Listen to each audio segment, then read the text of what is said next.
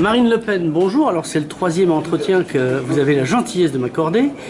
Entre-temps, vous êtes un personnage qui évolue vachement vite. Hein. Si c'était un jeu de rôle, les gens seraient comme ça. Alors, vous êtes le premier parti de France. Comment vous sentez-vous? Parce que la montée du Front National, la dernière fois, je vous demandais si vous n'avez pas peur de la montée du Front National. Là, c'est plus de la peur, c'est de la terreur, quoi. Comment vous en êtes? Oui, enfin, moi j'ai aucune peur, c'est eux qui ont peur. C'est eux qui ont peur. On monte vite, et il le faut. Voilà, c'est tout, ça correspond à un besoin du pays. On voit bien que, honnêtement, comme je le disais tout à l'heure, moi, je suis contre le fait d'analyser l'actualité au coup par coup. On voit bien qu'il y a quand même un point commun à l'ensemble des problèmes, que ce soit les violences d'hier entre les taxis et Uber, que ce soit la crise grecque, que ce soit le problème des immigrants clandestins, que ce soit le terrorisme. Le gouvernement est totalement atone. Il est tétanisé. Il est atterré, bloqué comme les lapins dans les phares d'une voiture. Il n'arrive pas à réagir car il n'a pas de vision, il ne sait pas ce qu'il doit faire et même s'il l'envisageait, il n'a pas le courage de le faire. Donc aujourd'hui, la réalité, c'est que les Français ne sont plus protégés. Quel que soit le domaine, ils ne peuvent pas compter sur le gouvernement pour les protéger. L'État est en train de s'effondrer sur lui-même et évidemment, tout ceci aggrave les périls. Et je pense que les Français voient dans le Front National un mouvement qui a une vision, qui sait où il va, qui sait ce qu'il doit faire et qui incontestablement aura le courage de le faire. Ils le pressentent. Et c'est la raison aussi pour laquelle beaucoup et de plus en plus nombreux se tournent vers nous. Alors, vous avez réussi ce que vous aviez annoncé que vous feriez, à savoir créer un groupe au Parlement européen. Est-ce que la seule condition qui vous manquait, c'était le départ de votre père finalement, pour UKIP en tout cas? Non, pas du tout. Non, pas du tout. En réalité, la constitution de ce groupe s'est faite nonobstant le désaccord qu'il y a eu avec mon père. Ça a été un travail de fond. C'est aussi un travail de conviction, parce qu'un certain nombre de députés européens ont vu ce qu'on faisait, ont vu comment on travaillait, ils ont vu la force de nos convictions, ils ont vu la rectitude de nos votes, de nos démarches, de nos combats. Et ça leur a plu, parce que, vous voyez, par exemple, dans le groupe, excusez-moi, de M. Farage, mais il y a les 5 étoiles et le UKIP, ils votent systématiquement différemment. Donc il y a des gens qui se sentent pas là-dedans, ils ont besoin d'être dans un groupe cohérent, et nous, notre groupe est cohérent. On a mis du temps à le constituer, on ne voulait pas s'allier avec n'importe qui, et donc on a mis un an. Mais je crois qu'aujourd'hui, il est là pour longtemps, ce groupe. Alors justement, vous avez un groupe, du coup, vous avez des moyens, je crois que c'est 60 millions, non, c'est combien? Non, ça c'est les délires. Ah d'accord, non. C'est les délires un peu. Moi j'écoute la télé, je suis bête. Oui, non, mais justement, il ne faut pas écouter la télé bien souvent. Nous avons un certain nombre de moyens supplémentaires qui ne sont pas à cette hauteur-là, qui vont s'élever, je pense, à une vingtaine de millions sur le reste de la mandature, donc sur les 4 ans, pas par an, pour le reste de la mandature. Mais le plus important, c'est surtout qu'on va pouvoir être des députés de plein exercice. Oui, parce que le temps de parole était vachement limité quand on n'avait pas de groupe. Alors vous avez passé de quoi à quoi? Parce que j'ai vu des vidéos de vous au Parlement européen. Bonjour, au revoir. Merci Marine Le Pen. Donc là, on va pouvoir avoir évidemment des moyens de parole qui sont beaucoup plus importants, mais surtout, on va avoir un droit qui est un droit essentiel quand on est un parlementaire, c'est le droit d'amender, le droit d'amendement. Parce que là, vous ne l'aviez pas jusqu'à présent. Pas en plénière. On avait le droit de proposer des amendements en commission, mais pas en plénière. Donc là, on va pouvoir avoir la possibilité d'amender en plénière. C'est considérable. Donc en fait, vous êtes maintenant député. Voilà, maintenant on est vraiment député.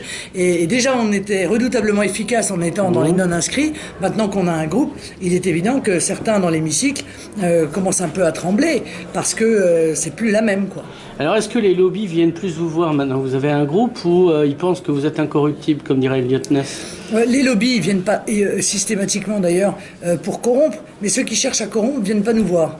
Ils doivent penser qu'ils vont se prendre la porte dans la figure, ce en quoi ils ont parfaitement d'ailleurs raison, mais ça ne m'étonnerait pas que certains cherchent peut-être dans les semaines qui viennent à essayer de venir corrompre les uns ou les autres.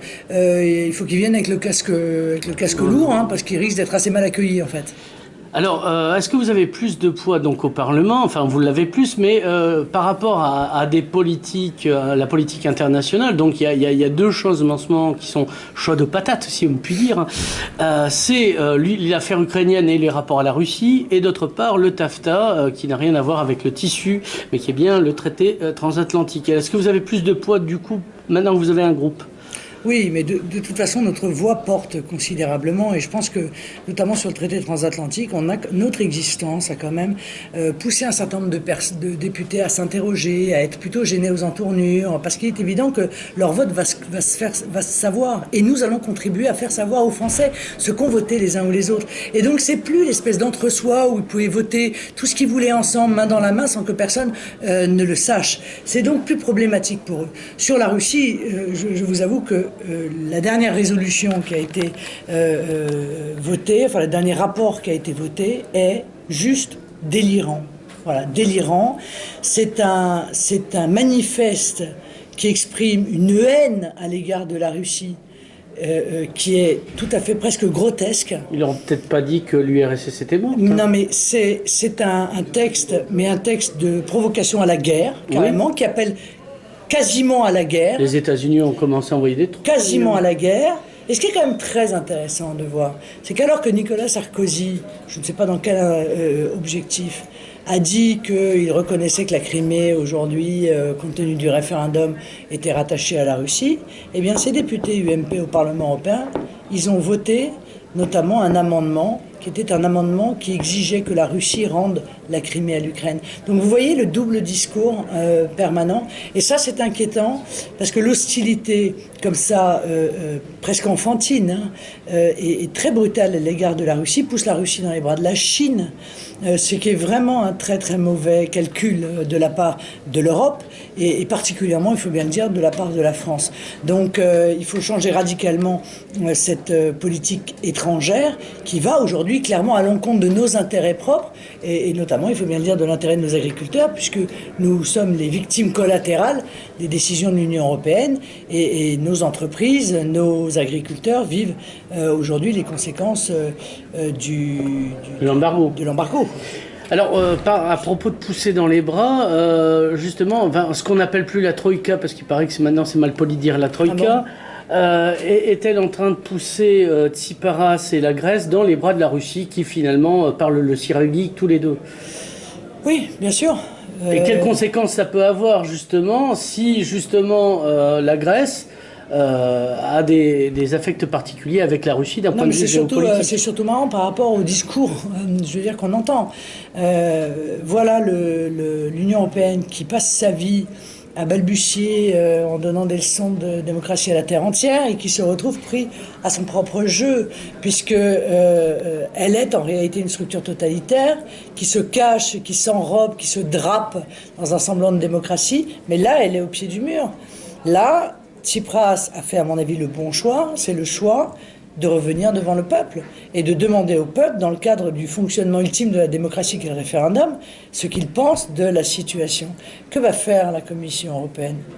Elle va envoyer les chars en Grèce contre les résultats de ce référendum. Elle va imposer ses vues contre le peuple grec. On est au bout de la logique, là. Si vous voulez. Il y a la démocratie d'un côté et cette Union soviétique européenne, pour le coup, de l'autre. Et il se trouve que la Russie se retrouve du côté de ceux qui exigent le respect de la volonté des peuples, alors qu'elle est systématiquement accusée par l'Union européenne d'être un pays antidémocratique. C'est elle qui accueille Snowden. C'est vraiment étrange, ce moment. Non, c'est pas étrange. C'est juste que la Russie est juste victime de diffamation, voilà, de la part des États-Unis qui, sur ordre de l'Union européenne, qui, sur ordre des États-Unis, ont décidé, pour des raisons qui stratégiquement avantagent les États-Unis, de remettre en place la guerre froide, quoi. Alors, vous êtes allé en Russie il n'y a pas si longtemps que ça. Vous avez vu le président de la Douma, M. Rishkin. Oui. Comme dirait la chanson, vous qui aimez la chanson, j'ai de bons souvenirs. Qu'est-ce qui se raconte, des histoires de Rishkin ou des histoires de Le Pen?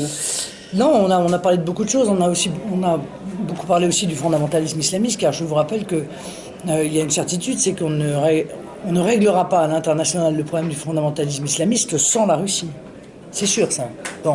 Or, on se prive là d'un allié de poids dans la lutte contre le fondamentalisme islamiste. Donc nous avons parlé de cela, nous avons bien sûr parlé du Front National, nous avons parlé de l'Ukraine, et encore une fois, à chaque fois que ces déplacements s'effectuent, nous nous rendons compte que la réalité de ce qui se passe est très éloignée de la propagande qui se déversent sur nos radios et sur nos télés, quoi. Alors, si vous deviez, et ce sera la dernière question, définir Vladimir Poutine entre démocrate et dictateur, vous qui avez peut-être une vision un peu plus nuancée de Grey, dans les 50 nuances, vous nous le décririez comment, Vladimir? Est-ce que je peux l'inviter chez moi à Noël?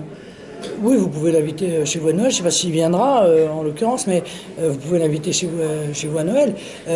La Russie est un gigantesque pays qui est sorti il y a très peu de 70 ans de communisme. Vladimir Poutine est incontestablement un patriote. C'est un homme qui a de l'autorité. Je pense qu'il en faut pour diriger d'abord un pays, quel qu'il soit, et deuxièmement la Russie peut-être encore plus, et qui n'entend pas se laisser marcher sur les pieds. Il a une vision d'un monde multipolaire qui se rapproche, il faut bien le dire, de la nôtre, et il est là pour défendre l'intérêt de la Russie et des Russes. Il se trouve qu'en ce moment les intérêts, je crois, de la Russie et des Russes sont plutôt compatibles avec les intérêts de la France, et même peut-être complémentaires. Peut-être n'en sera-t-il pas toujours, ce ne sera pas toujours le cas, mais ce jour-là, chacun défendra ses propres intérêts. Mais aujourd'hui, incontestablement, l'approfondissement de la relation stratégique avec la Russie serait un avantage pour la France et pour les Français. Mais pour mener cette politique, il faut être un pays libre, une nation souveraine. Donc, le fait de quitter l'OTAN, ça serait pas plus mal? Ah non, c'est pas plus mal, c'est obligatoire. Car au-delà de nous imposer leur traité transatlantique, qui sera une manière d'arrimer définitivement l'Union européenne politiquement aux États-Unis, faut pas rêver, c'est pas uniquement des histoires commerciales, ce sont aussi beaucoup des affaires géopolitiques. Au-delà de ça, je vous signale que les États-Unis sont en train de préparer le développement et la dissémination d'armes lourdes sur le territoire de l'Union européenne, de la part des États-Unis. Ces types-là vont encore nous coller la guerre, quoi. Je veux dire, partout où ils mettent les pieds, ils déclenchent une guerre. Ils vont venir nous déclencher une guerre au sein de l'Europe. Si ça continue comme ça, si personne ne s'élève pour leur dire d'arrêter de prendre l'Europe pour leur terrain de jeu, ça risque de mal se passer. Et moi, je suis extrêmement inquiète de ces visées belliqueuses. Donc on va passer de guerre froide à buffet froid en Europe. Je crains, hélas. Je crains si personne ne reprend raison. Marine Le Pen, merci. Merci à vous.